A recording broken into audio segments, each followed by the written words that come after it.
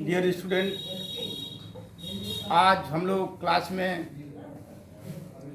संविधान की प्रस्तावना के बारे में पढ़ेंगे। जैसा कि आप जानते हैं, पिछली क्लासों में प्रस्तावना के बारे में हम लोगों ने पढ़ा है। प्रस्तावना का निर्माण कैसे हुआ, कैसे इसका प्रस्ताव आया, किन किन कंडीशनों में प्रस्तावना हमारा बना। प्रस्तावना को ही हिंदी में उद्देशिका बोलते हैं। उद्देशिका या प्रस्तावना अंग्रेजी में प्रेम्बुल बोलते हैं। जैसा कि आप जानते हैं कि हमारी प्रस्तावना में पहले ही लाइन में है कि हम भारत के लोग भारत को एक संपूर्ण प्रभुत्व, संपन्न समाजवादी, पंथ निरपेक्ष लोकतंत्रात्मक गणराज्य बनाने के लिए तथा उसके समस्त नागरिकों को सामाजिक, आर्थिक और राजनैतिक न्याय, विचार, व्यक्ति, विश्वास, धर्म और उपासना की स्वतंत्रता, प्रतिष्ठा और अवसर की समता प्राप्त करने के लिए तथा उन सब में व्यक्ति की गरिमा और राष्ट्र की एकता और अखंडता सुनिश्चित करने के लिए वाली बंधुता बढ़ाने के लिए दृढ़ संकल्प होकर अपनी संविधान सभा में आज तारीख 26 नवंबर 1949 ईस्वी मिति मार्ग शीर्ष शुक्ल सप्तमी संवत 2006 विक्री को तद्वारा इस संविधान को अंगीकृत अधिनियम एवं आत्मार्पित करते हैं।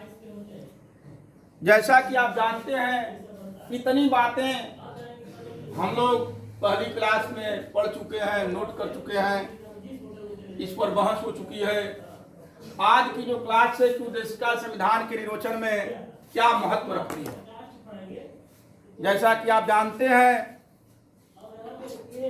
कि उद्देशिका के मामले में एक केस आया था, इनरी बेरूबारी यूनियन। इस मामले में उच्चतम न्यायालय ने अपना मत व्यक्त किया था कि उद्देशिका संविधान का अंग नहीं है। जब ये बातें आई कि उद्देशिका संविधान का अंग नहीं, आपकी परीक्षाओं में पूछता है क्या उद्देशिका संविधान का अंग नहीं है, इस वाद में आया था। वाद का नाम पूछता है इनरी बेरूबारी, केशवानंद भारती, गोलकनाथ बनाम पंजाब राज, इनमें से कोई नहीं या इनमें से सभी। इस तरह के सवाल आपकी परीक्षाओं में बनते हैं। तो आप अगर पूछेगा कि उद्देशिका संविधान का अंग ने किस मामले में आया था, तो पहली बार इनरी बेरूबारी यूनियन के मामले में आया था। इसके उलट बाद में केशवानंद भारती बनाम केरल राज्य का एक वाद आया।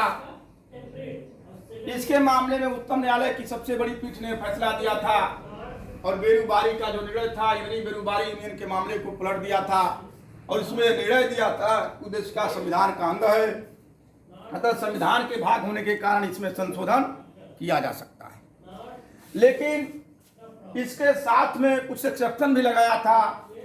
नोट करें, उस एक्सेप्शन में नंबर 1 पर यह था कि इनरी बेरूबारी यूनियन के मामले में उच्चतम न्यायालय ने कहा कि उद्देशिका संविधान का क्या है, संविधान निर्माताओं के विचारों की कुंजी है। इसलिए भारत के संविधान की प्रस्तावना में संशोधन करते समय इस बात का अवश्य ध्यान रखा जाए, इस संविधान का जो मूल उद्देश्य था, प्रस्तावना प्रेम्बुल का जो मूल उद्देश्य था, वो कहीं क्या हो जाए, धूल धूसरित न हो जाए, वो कहीं खत्म न हो जाए। इसको जरूर ध्यान रखना है। केशवानंद भारती के मामले में इस बात को जरूर रखा। दूसरी एक केस आई, उसी में गोलकनाथ बनाम पंजाब राज्य के मामले में उच्चतम न्यायालय ने कहा उद्देशिका जनता क्या है, भावनाएं हैं और आकांक्षाएं हैं। जनता की जो इमोशन है, जो भावना है, जो आकांक्षा है, वो सूक्ष्म रूप से किसमें समाहित है, ये प्रेम्बुल में अंतर्निहित है। इसलिए प्रेम्बुल को संशोधन करते समय प्रस्तावना को यानी उद्देशिका को संशोधन करते समय इस बात का ध्यान रखा जाए। ये गोलकनाथ बनाम पंजाब राज्य में कहा। आपसे परीक्षाओं में पूछ लेता है कि गोलकनाथ पंजाब राज्य का क्या मामला था, या केशवानंद भारती मामले में क्या था, या इनरी बेरूबारी में क्या था, इसको ध्यान में रखेंगे। अगली हेडिंग है उद्देशिका में संशोधन। अनुच्छेद 363 के अधीन भारत के संविधान में 368 अनुच्छेद को जब आप देखेंगे तो उसमें व्यवस्था की गई है कि उसके तहत क्या करेंगे, प्रस्तावना में संशोधन किया जा सकता है। उस समय की जो